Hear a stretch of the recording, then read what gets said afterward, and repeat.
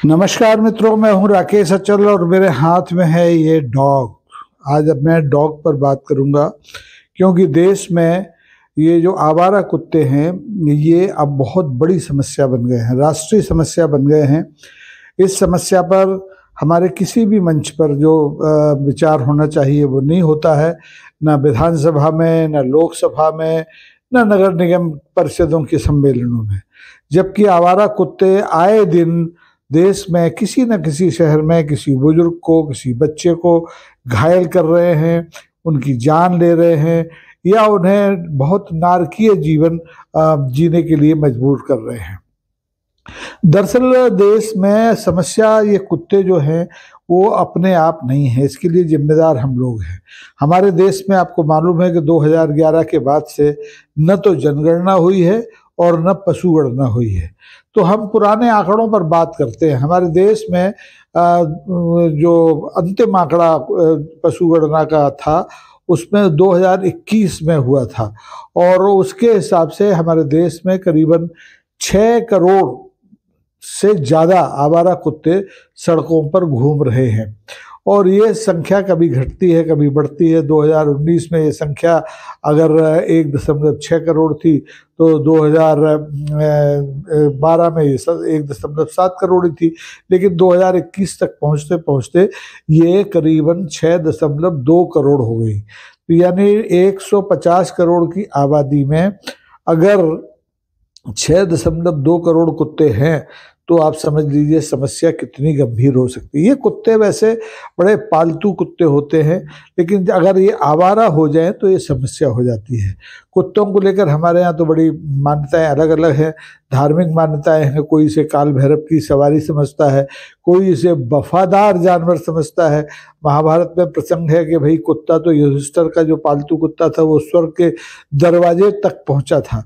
तो कुत्तों के स्वभाव को लेकर के अलग अलग धारणाएं हैं। हमारे यहाँ कुत्ते पालतू कुत्ते भी हैं, हर घर में कुत्ते, आपको हर दूसरे तीसरे घर में कुत्ते मिल जाएंगे, लेकिन कुत्ते पालने की तमीज़ हमारे देश में नहीं है।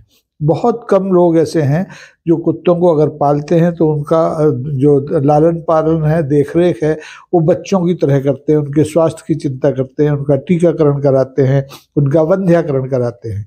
लेकिन इस देश में ये जो आवारा कुत्तों की समस्या बढ़ी है, इसकी वजह तो हमारी जो नीतियां हैं वो है। हमारे पास राष्ट्रीय अभियान है इस कुत्ता नियंत्रण के, आवारा कुत्तों की आबादी को रोकने के लिए, लेकिन इस अभियान पर कोई काम ढंग से होता नहीं है। अब मुझे जहाँ तक मालूम है कि इस देश में आवारा कुत्तों को लेकर के तरह तरह की मान्यताएं हैं। लोग धार्मिक मान्यताओं की वजह से इन्हें मारते नहीं हैं और हमारे बुजुर्ग तो इन्हें बिना झोली का फकीर कहते थे। फ्री फंड का गार्ड, अगर ये घर पर आपके दरवाजे पर बैठे हैं तो ये 2 रोटी की आस में दिन भर बैठे रहते हैं, किसी अपरिचित आदमी को जाने नहीं देते, आने नहीं देते। लेकिन जब ये आवारगी में आ जाते हैं, इनकी ज़िंदगी का कोई देखभाल करने वाला नहीं होता है, तो ये कुत्ते समस्या बन जाते हैं। और ये समस्या इसलिए बन जाते हैं कि हमारे देश में अधिकांश शहरों में, मेट्रो सिटीज़ भी इसमें शामिल हैं, कचरा प्रबंधन की कोई व्यवस्था नहीं है। जानवर मर जाए, खराब खाना हो, तो आप देखेंगे जो कम चलने वाली सड़कें हैं या ऐसे ठिकाने हैं जहाँ कोई देख रेख नहीं है, वहाँ कचरा डाल देते हैं, मरे हुए जानवर डाल देते हैं।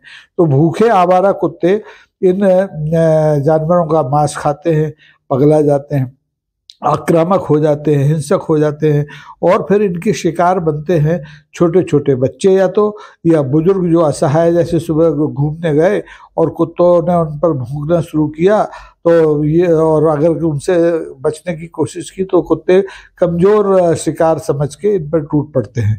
ग्वालियर शहर में अभी ताज़ा घटना है, यहाँ पर एक शारदा विहार जगह है, शारदा बाल मंदिर है, वहाँ के एक छात्र को पर 5-6 साल का छात्र था, उस पर कुत्तों ने ऐसा भयंकर हमला किया कि उसके शरीर पर, उसके चेहरे पर 115 टाँके लगाने पड़े।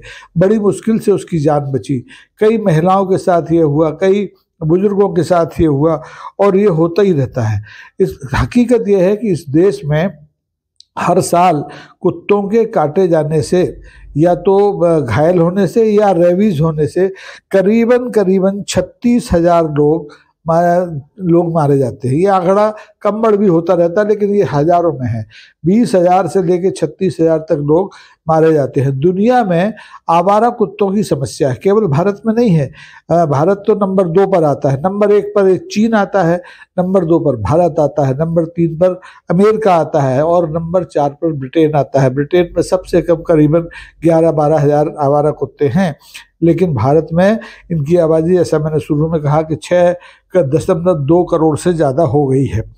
अब आप देखिए संकट क्या है कि हमारे यहाँ कुत्तों को आप मार नहीं सकते हैं, लेकिन कुत्तों के काटे जाने से जो लोग घायल होते हैं, जो पीड़ित होते हैं, उनको मुआवजा देने की भी कोई व्यवस्था नहीं है। जबकि आपको वन्य प्राणी जो होता है, शेर मार दे, भालू मार दे, चीता मार दे, तो उससे उसके पीड़ित परिवार को मुआवजा देने का कानून है। लेकिन कुत्ते, आवारा कुत्ते अगर किसी को मार दें, किसी को घायल कर दें, तो उसके लिए हमारे पास कोई कानून नहीं है। आवारा कुत्तों की जो समस्या है वो केरल को, ये हमारा जो बेंगलोर है, ऐसे शहरों में भी बहुत ज़्यादा है।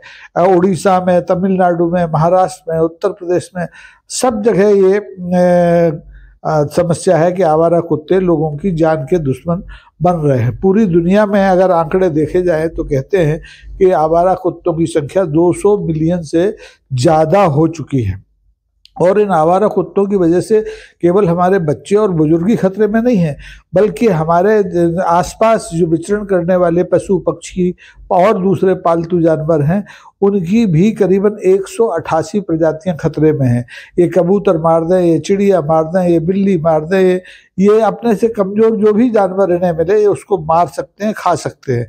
यहाँ तक कि अगर ये ग्रुप में हो, समूह में हो, और तो ये हिरण को मार सकते हैं, ये सांभर को मार सकते हैं, ये बिल्ली को मार सकते हैं, ये तेंदुए तक को मार सकते हैं। भेड़ें बकरियां तो इनका बहुत आसान शिकार है।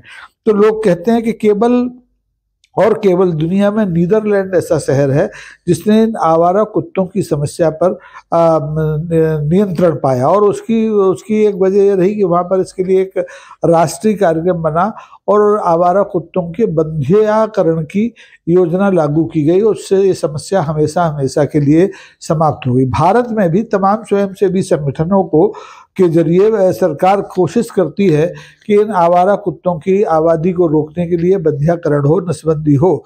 लेकिन होता क्या है कि हमारे यहाँ, जैसा कि है स्वभाव में है भ्रष्टाचार, स्वयंसेवी संगठन स्थानीय निकायों से आवारा कुत्तों की नसबंदी के एवज में प्रति इकाई, यानी प्रति कुत्ता या मादा कुतिया के बंध्यीकरण के एवज में आप देखिए 300 से 400, 500, 600 रुपये तक वसूल करते हैं फर्जी आंकड़े दे करके। लेकिन उनकी नसबंदी प्रॉपर तरीके से नहीं होती। जब गणना नहीं होती तो ये पता कैसे चलेगा कि किस इलाके में किस कुत्ते की नसबंदी हो गई है। उसके लिए पहचान के लिए अलग से कोई टैग नहीं लगता कि कान पे टैग लग गया हो या गले में कोई रेडियम टैग लग गया हो।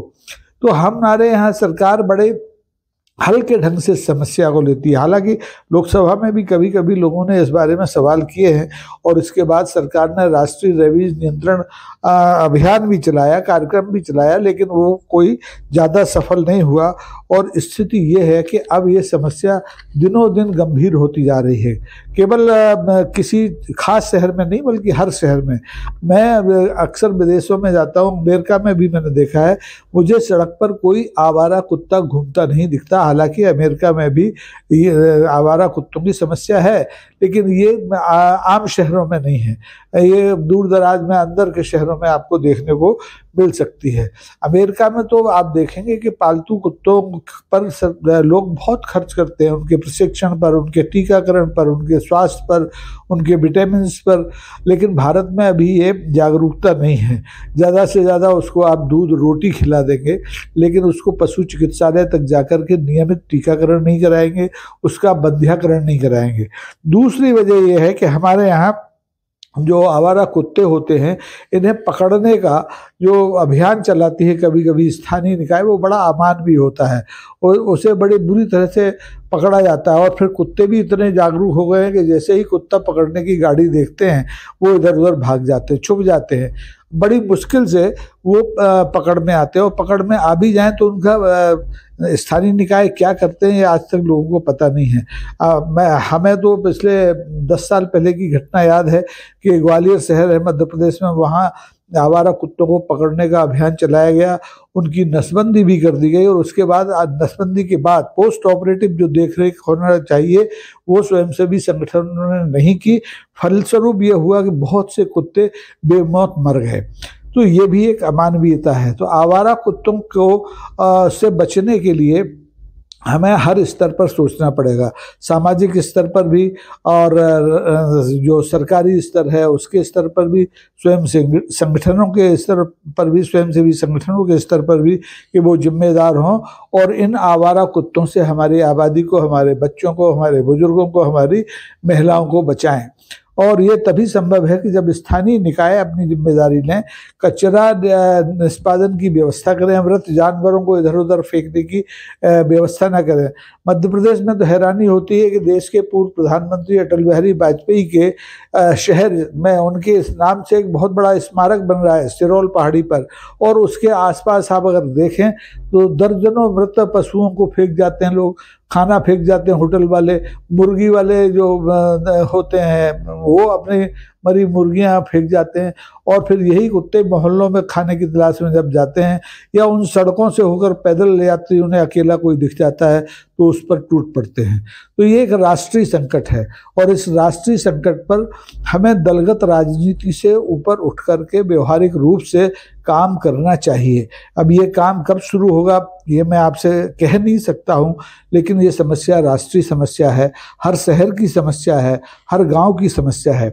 आप देखें कि पिछले 50 साल में, मैं अपना अनुभव बताता हूँ, मेरे घर में भी करीबन 27 कुत्ते बारी बारी से पाले गए। एक बार तो संख्या 5 तक पहुंच गई थी, लेकिन हमारे परिवार ने कुत्तों के स्वास्थ्य चिकित्सा पर पूरा ध्यान दिया।